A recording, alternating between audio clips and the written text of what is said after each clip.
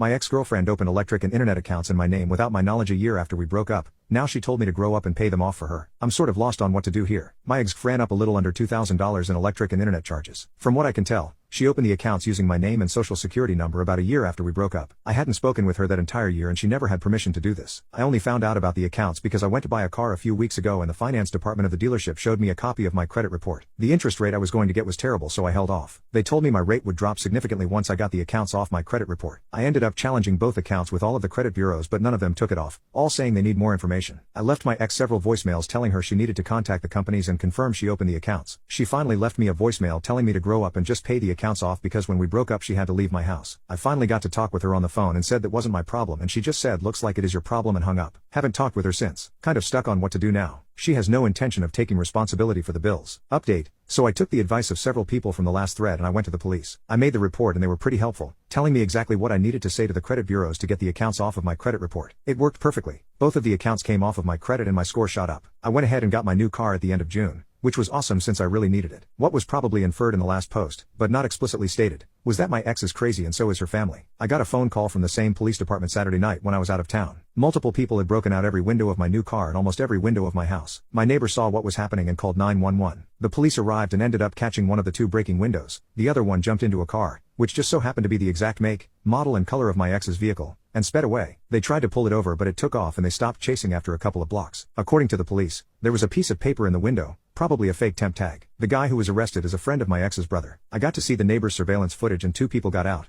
go up to my car and start breaking the windows. It's not good enough quality to make an ID based on their faces, but the clothes matched the one they caught, who also had a torch lighter with him. They were literally busting out every individual block window for my basement windows, which is probably why they got caught. They were there for about 3 minutes before the police showed up. I was told my ex refused to speak with them and her car, which was in the driveway, had her normal plates on it. I'm sure she put them back on after she was done. I said I wanted the guy they arrested prosecuted. He was released after about an hour and has a court date in a couple of weeks. I'm literally scared for my life right now. I have a company that came by and boarded up my house windows. Insurance is supposed to be coming out today, but I'm staying at a friend's house for the rest of the week. I'm most likely going to sell my house. It's literally not worth it to me. My bet is that the police questioned her about the accounts and she decided to get revenge. My work is remote anyway. I've been thinking about moving for a bit, but a state or two away, especially if I rent for a year, should be good. So yeah, there's definitely bad with the good in my case. I wish I had caught it sooner, but it never crossed my mind to check my credit every so often. Even with insurance, I'm going to be out more than $2,000 due to the damage to my car and house, and the guy they caught looks to be in even worse financial shape than my ex. Lessons learned here. 1. Check your credit. 2. Don't stick it in crazy.